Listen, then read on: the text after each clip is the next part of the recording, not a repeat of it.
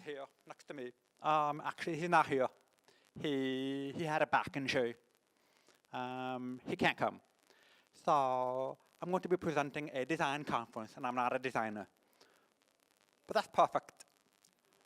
Because exactly, thank you. Often we tend to have a focus on our own job and our own world.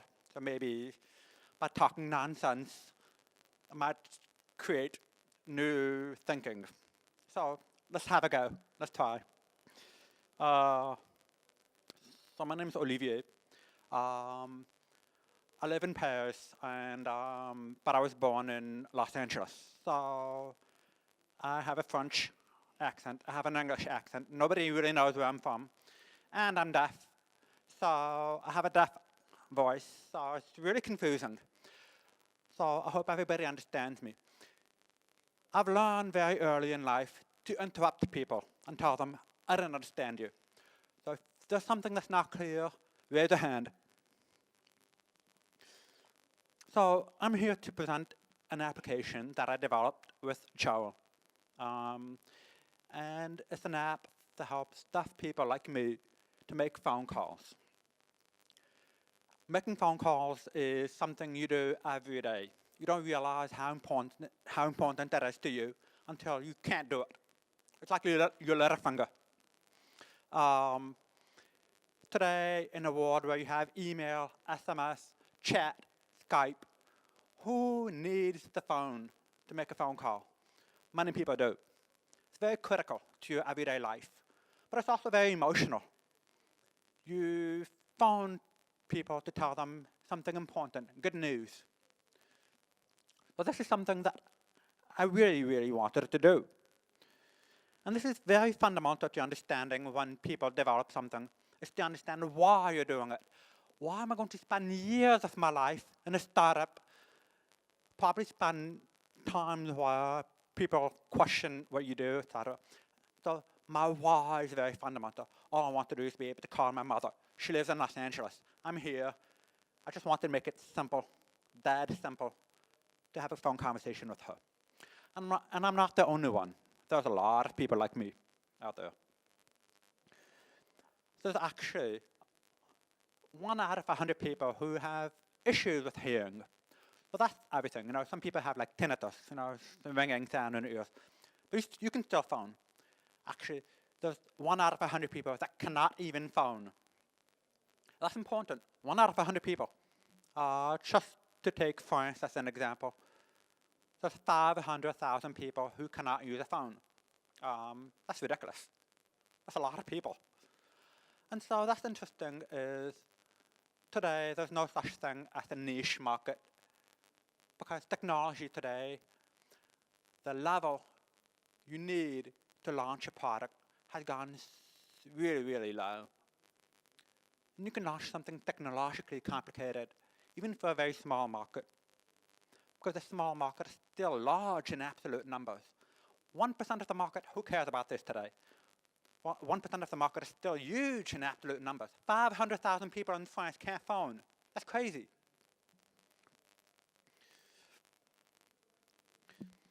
So I had an inspiration. I was working for Orange. There's Orange in Poland too, by the way. For Orange in France, I was working there. And it's very ironic. I work for the telecom operator, and I can't phone. That's weird. And then one day I was seeing a friend use Siri, talking to it. And my mind just went, phew. Siri does something I can't do. At the time, Siri was just a total gadget. Nobody was using it. It was like, you're talking to it and it doesn't work. Can somebody tell me in this room if Siri works well in Polish? Raise a hand. Ouch. Okay, it doesn't work. Okay. Well, Siri works really well in English, in French, in many languages where there's a lot of people who have, like, let's say, the more you talk to Siri, the more it understands, it learns from you. So people start using Siri. What are you waiting for? Talking to it. It's the future. It's the future of interactions with machines. when Apple came out with Siri, it was the last thing Steve Jobs wanted to do with the iPhone. He went into tactile screens. But it's weird using your finger to interact with a machine. It's kind of weird. Like, why am I interacting with a finger with a machine? It's kind of weird. Your voice has so much more flexibility, so much more natural. It's part of you. It's how you interact with people. You don't come up to people and like say, hey, and it's the same thing with voice. So that was his vision. Like beyond the tactile screen is the voice. And today we're seeing with Alexa coming out, Amazon Echo, and everybody trying to do the same. And so my vision of that was just a little bit different. It's not exactly the same, but close. For me, when I meet somebody and I can't understand them, the first thing I'm like, wait, I don't understand what they're saying. Please slow down. That's exactly how you're supposed to talk to Siri. If it doesn't understand you, it's not entirely your fault. It's not the fault of the machine either. You kind of have to make a halfway point. Some of you use automatic cashier machines at the supermarket. Have you used it? Okay, how many people find the experience frustrating? Quite a few. Okay. Over the years, you've learned to use the machines. You go beep one by one, and you put it down. Beep. So the machine is learning. It's changing you. You're changing. The machine has changed how you behave in the supermarket. It's the same thing. I want people, when I meet somebody and they have never met a deaf person before, I tell them, look, you need to slow down. It's too noisy here. So they learn. And we expect you to learn how to talk to machines eventually. So this is kind of an example of what actually happens when I'm talking with people. And it's actually what happens when you're talking with Siri and an engine. I can't make sense of the first conversation and ask people to repeat. None of it makes sense.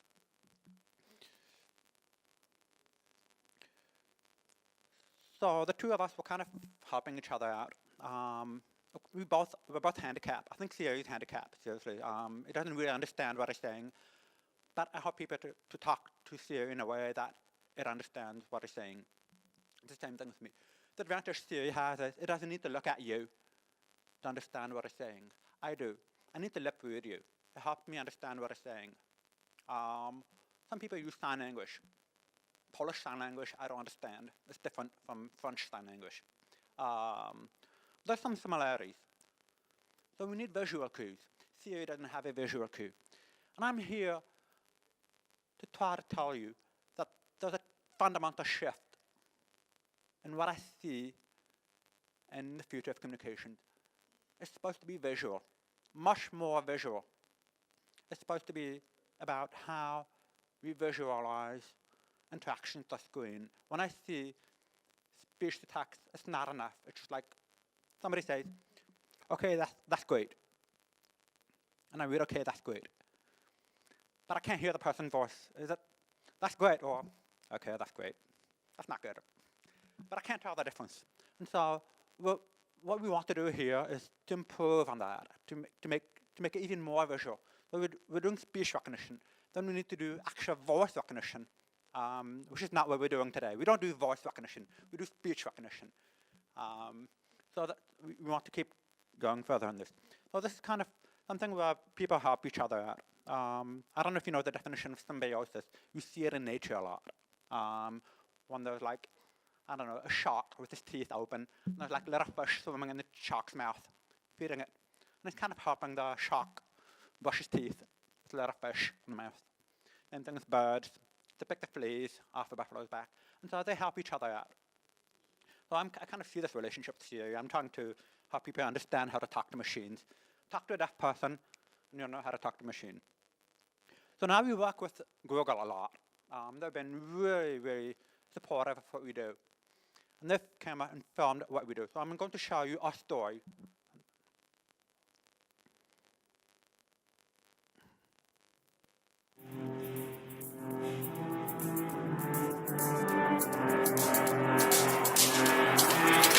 I grew up with over 80% hearing loss. That hasn't stopped me from doing so many things in my life. Being an entrepreneur allows me to have this sense of freedom in doing what I want. And I knew that I could do something about accessibility in telecommunications to deaf people.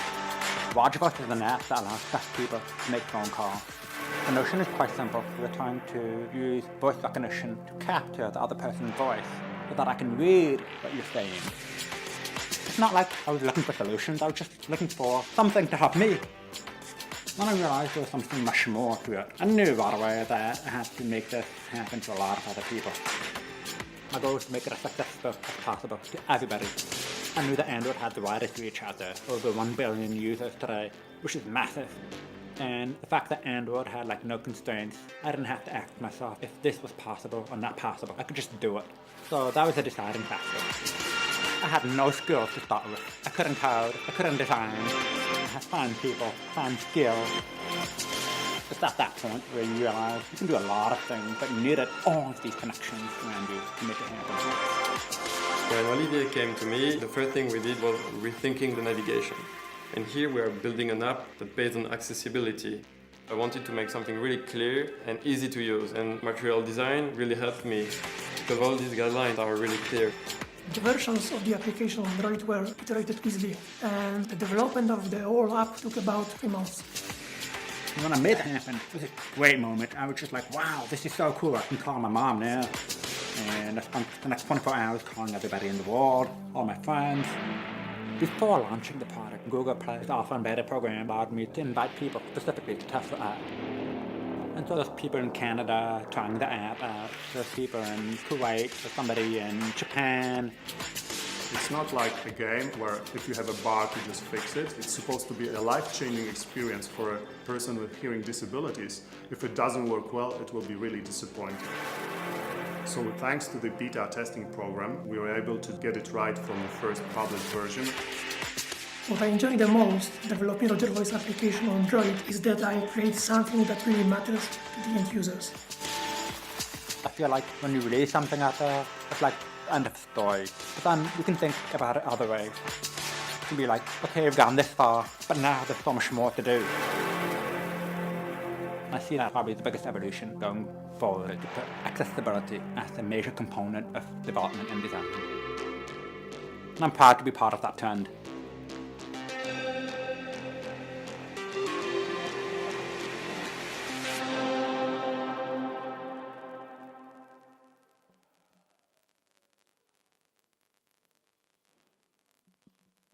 So you were introduced to the designer in the video. I'm going to try to speak for him a little bit and how he came into the story. So Joel has a studio called Designer's Team, and he's done a few apps, navigation. We started Dots 2 years ago, and my co-founder Patrick had this idea to create an art-inspired game, a game that we wanted to play. My name is Paul Murphy. I'm one of the... Sorry about that. I thought it was some background music. I was like... So he does an app for... he did an app for navigation, an app for booking reservations. Very cool. An app for finding places to hang out, to drink. And recipes with people who offer you in-house services. And of course, probably the best app he's done so far, obviously, is Roger Voice. And so he helped me start out. He was really trying to push me. Like he was like, he made me ask really fundamental questions: why I was doing this, what was the need, how do we make it, how do we test it very quickly. And so this is the message I gave to Joel. I was like, deaf people are scared of using the phone. When I receive a phone call, the first thing I do is like, it's like a spider in my hand. I'm like, please somebody take it out, take it. I don't want to use this. So I just hang up. I freak out. So Joel asked me a lot of those questions, and he's like, we need to help people understand what a phone call is. Actually, I've never found I don't feel comfortable. And the next step we were doing is try to really push my boundaries. Like, I come from a telecom background, so I know the business side of it, but I don't really know how to make a phone conversation. Which is something very different. And Joel had to ask questions to people, to deaf people. He made me interview a lot of deaf people in his office and be like, what was the need he was trying to address? What is the experience you want to get out of the phone call? Which is very different. All the perceptions you have of making a phone call just fly out the window, because when you have a deaf person in front of you, you're kind of confused and you're trying to find the right approach. So Joel had a previous experience building an app for Varnish in the UK. And this helped him understand the basic elements of a phone call, which are actually quite complicated when you think about it. You have like incoming calls, outgoing calls, missed calls, blocked calls, credits, how much time. It's a really complex universe. And the fact that we're trying to add transcriptions means that we're trying to actually break down some very strict notions in telephone conversation. You're not supposed to record a voice to transcribe it in the middle of a phone conversation. It's called wiretapping. Let's put it this way. It's illegal. So we had to do something different with the tools at our disposal. And so Android was actually a much more flexible platform for doing this. Allowed us to be sort of like rebels, to try something different. And of course, there were a lot more people on Android among our customer base. So these are the first prototypes. I made those. I'm very proud of those, actually.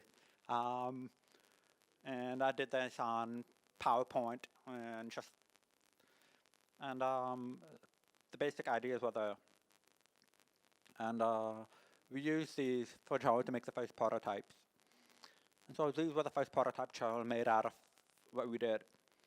And as you can see, it wasn't meant to be beautiful. And we tested these with users. And as we got along, he added more stuff to it. So now it added layers of color, identity, drawings, and illustrations. The illustrations were very important for us. The illustrations are very important because it gives a soul to the app. Once again, we're trying to allay people's fears. And today you see that a lot in apps now that work really well. There's always like a little animated person trying to be like, hey, I'm just friendly. And it's true because a lot of people have fears about the apps. Basically, once you have a phone in your pocket, your privacy is over, it's gone. So we're trying to tell people, hey, use me, I'm nice. The fact is, we're collecting a lot of data on people. That can be kind of scary. So we're trying to allay people's fears and trying to understand that this is actually a service that helps you. We have a designer, an illustrator that Joel put me in touch with. She's in Vancouver, but she's actually Brazilian. I love this world.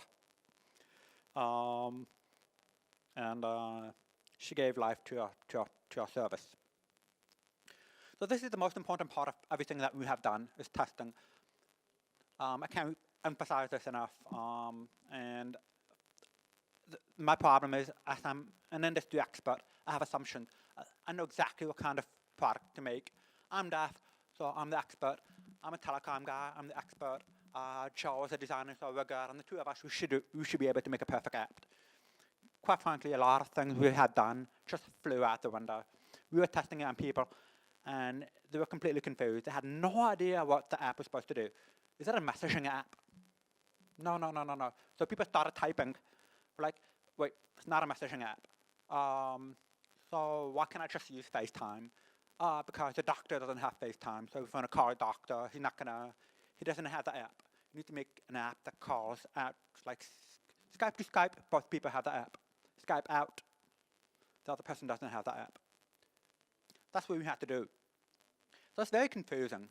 People Skype out, Skype in. Why are we paying for an app that's supposed to be free? It's a lot of confusion. And I actually had to be very humble when I was developing this. And the most, let's say today, even today, I'm trying to question what I do with my app. And I would love it if you guys just download the app, give me feedback. I don't care if you're deaf or not, that's not the point. The point is, if you guys can't understand what it does, you still need to work on it. And we love having feedback. So Polish doesn't work really well, just to make sure. I think you know that. And so the point on design here is that the whole emphasis that I learned from Joel was not to rely on my own assumptions of what was possible or not possible. As a deaf person, my ideas, my perception of communication kind of ran against what Joel was thinking. He just kept telling me, but why can't people just send SMS to each other? I mean, I don't get it. Everybody has SMS. That's not what communication is about for me. It's really about like being instant present. Nothing else does that on the way that a phone does today. It's a legacy technology that's been around for 150 years. Exactly.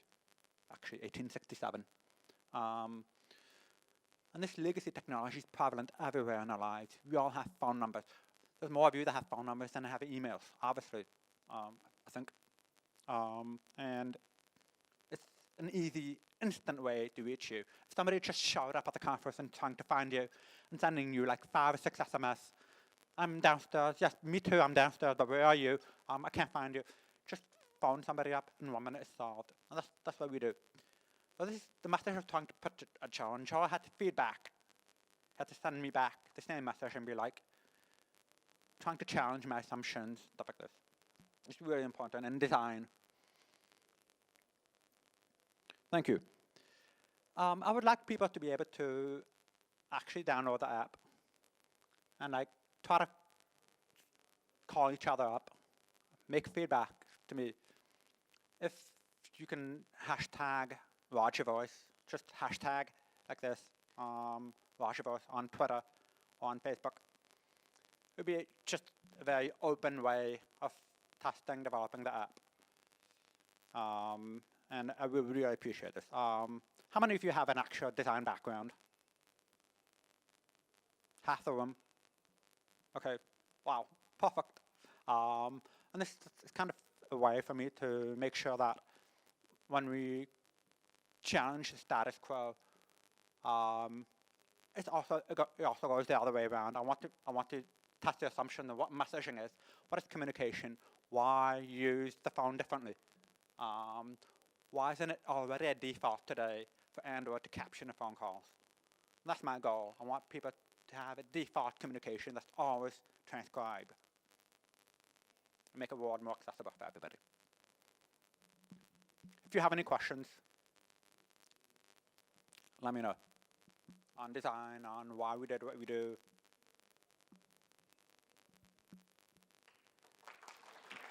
Thank you.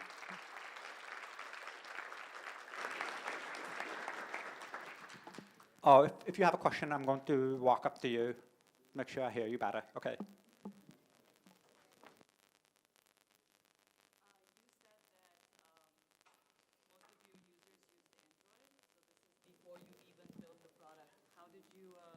Reach out to people? Yeah, how did you reach out to your customers to validate that they are mostly on Android? Why do most of my users use on Android? Yeah, you said that your customer base mostly used Android, and that was one of the reasons besides the permissions that you decided to build for Android first. How did you validate that your customers used Android?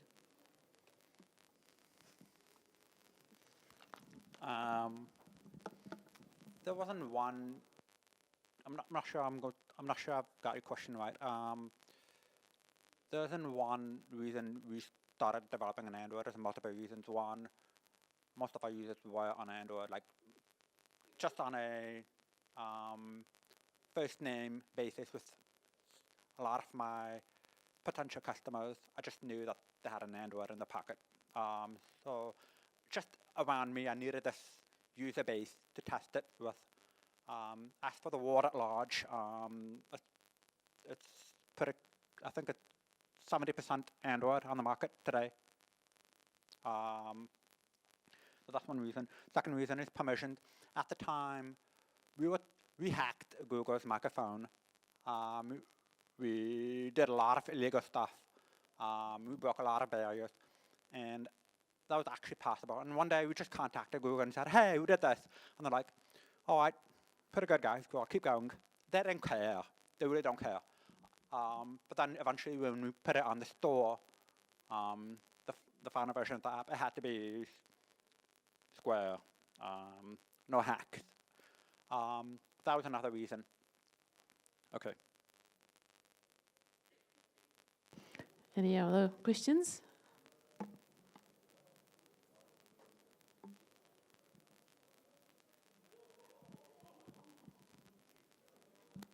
So you said that Google were really supportive. Have you spoken to Apple? And if so, were they supportive? I have not spoken to Apple. No, I have not spoken to Apple. Why not? And actually, they're very, very accessibility oriented. And right now, sure, why not? I mean, if the entire ecosystem can be made accessible, so much the better. I'm really looking forward to that. So if you have a particular contact at Apple, I'm more than happy to go talk to them and make sure they... Good. So actually, Apple has actually been a revolution in accessibility. Did you just see a conference earlier with Jakub, I think it was? He has low vision, and he showed us exactly how the accessibility features in Apple work, and just mind-blowing. It's really, really impressive. If you go on accessibility settings in your phone, it's a very, very complex universe, and it's well done. Today you have like flash. When your phone rings, you can have flash. A lot of you use it. You're not blind or you're not deaf or whatever it is. It's just very useful for flash for deaf people. Vibration, stuff. People love this stuff. Large text, fonts, and everything. My parents love it. They're just a little bit old. They're like 60. They're not blind, but they just love the large fonts. And so I think accessibility, when it's thought about by a niche group of people, eventually benefits a large segment of the population.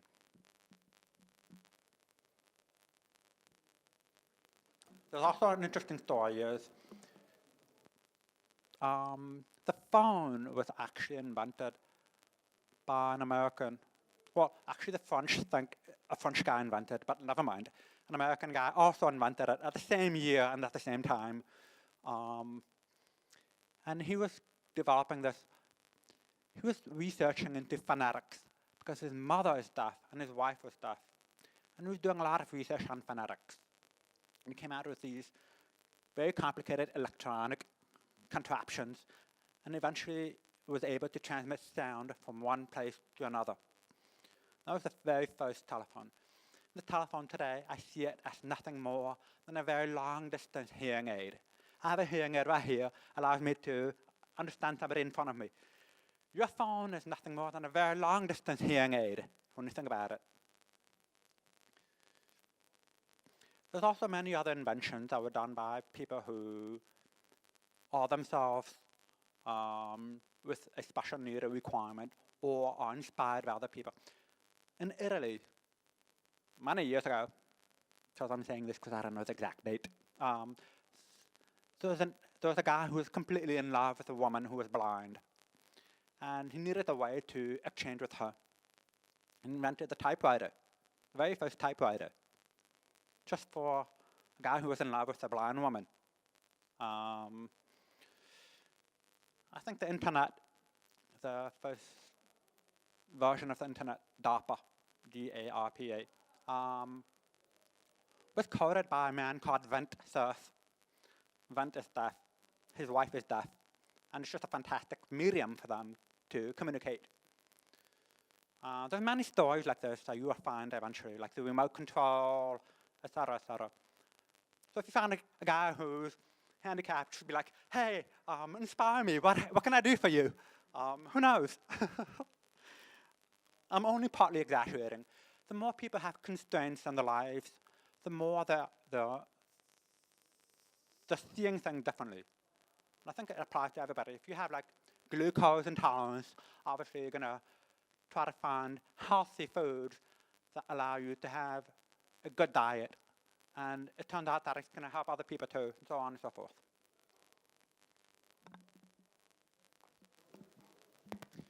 Okay, question about speech recognition. You're probably using Google's ASR in the app. I just downloaded it and I saw that you have a language setting, which is kind of natural because you expect the person you're calling to be speaking a certain language. But the technology itself probably has some problems that you tackle or must tackle somehow. For example, recognizing names, street names. This is the things that the ASR sometimes struggles with. Or maybe you can shine some light on what are the biggest problems that users encounter with speech recognition mechanisms as they are today.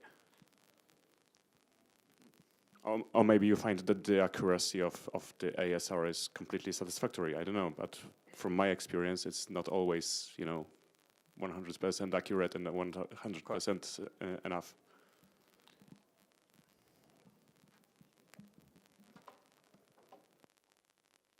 Let me think about that. I'm not sure I got the question right. So I'm going to try something, and then you can tell me if I'm off.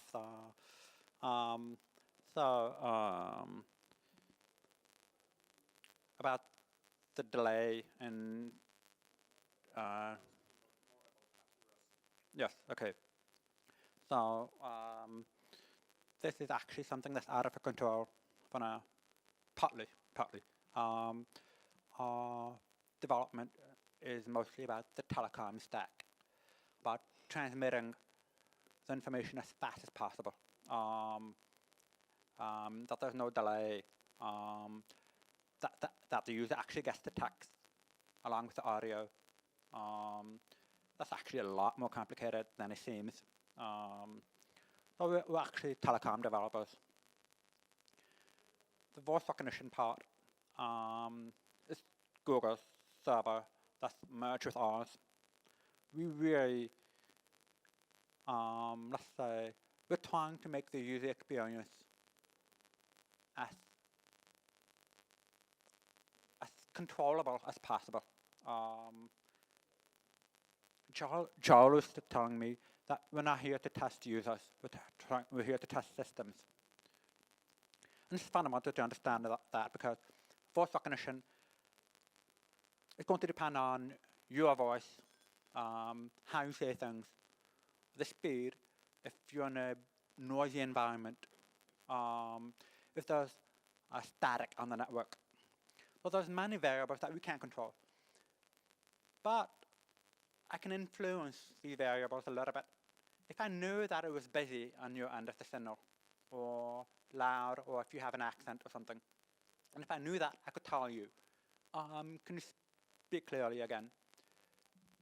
One day I was calling my dad, and the result was just really bad on the phone. I was like, man, I'm never going to make it. This app just sucks. I give up.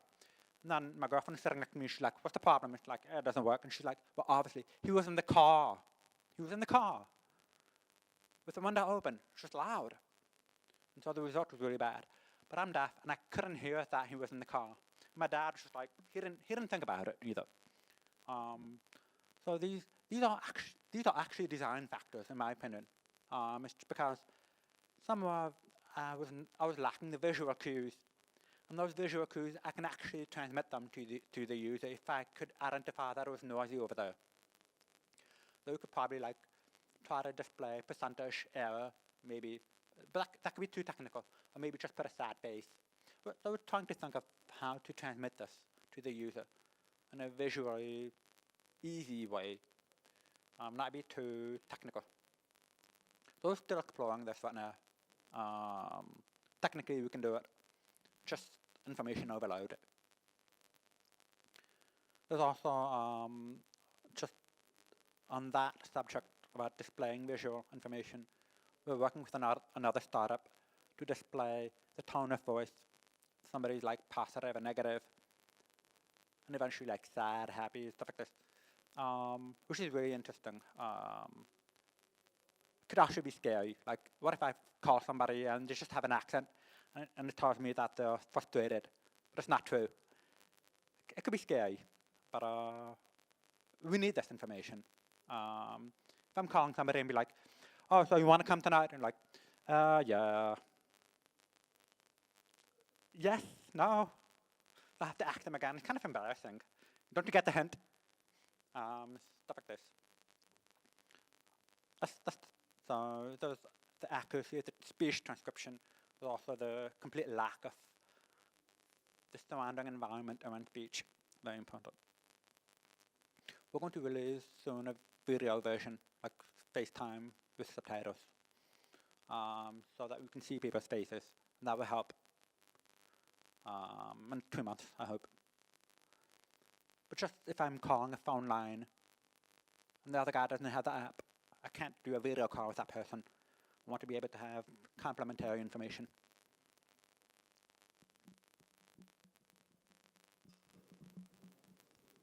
Any questions? More? Nothing? I have a question, actually. Is the reason you don't use dictation or speech recognition on the phone, is the reason because the transcription sucks? Or is it the reason because you haven't taken up the habit and you don't even think about it? So people who raise your hands if it's just because the transcription just sucks and you've tried it. Okay, and those who just don't even think about it and haven't got into the habit. It's funny because deaf people have the same problem with the phone. It's like, there's a fantastic app, and they're like, oh my God, I just made a phone call. Oh my God, this is so emotional. And then like 2 weeks later, they forget about it. I'm like, we had the app for a call. They've tried it, but they just forgot about it. And it's the same thing with technology today. It's like, how do you actually push technology into people's hands? You have to actually make it get into their lives as a habit, as something that is not just another app on your screen. It's probably going to disappear one day. If it's not on the home screen, forget about it. On the home screen, there's how many apps? 8, 6, 8. So it's funny that 3/4 of the room raise their hand and were like, we don't even use it or don't think about it. This completely magical property of your telephone goes to waste. And will get even better if you keep using it as it learns from your voice. That's the kind of feedback I get from my users. It's like, they think it's great, fantastic that they can phone, but they don't think about it every day. It hasn't gotten into the habits. It takes time, it takes a lot of time. And that's something that just kills startups, a lot of them. It's like, the time it takes for a habit to come into being, you're dead. It takes 5 years, 10 years for people to change behaviors. And maybe you have a fantastic app, and obviously you're going to be like, I knew it, I said it 10 years ago. Well, that was too early, man. It was too early. So as a designer, Joel's role is to help people understand right away and to make it catchy. If you can gamify the experience, if you can make it tied into other experiences in their lives, if you can ask your friends, if I can print my phone number on my business card, I've started putting my phone number in my emails. I've never done that before. And the result is overnight, people started calling me instead of replying to my emails. I'm like, it's very, I think phone conversations are very disturbing. I think it's very disturbing to be disturbed right away. It's rude. It's like, I'm just doing my minding my business, somebody interrupt me. But by doing this, I got into the habit of making phone calls, and I've put it into my life by putting phone numbers in my emails and my business cards. This is something that a lot of apps could do if they want to get into people's lives. Do you know that your cars will probably already have voice recognition, or soon will in the next few years? You're going to talk to your car and be like, show me the address to McDonald's, and or where's the next gas station, stuff like this. You're going to talk to your cars. You're going to get used to talking to your cars. So if you want your Polish to work well, please start talking to your phones today so you can start learning, please. Thank you, Oliver. Then please give Oliver a big round of applause.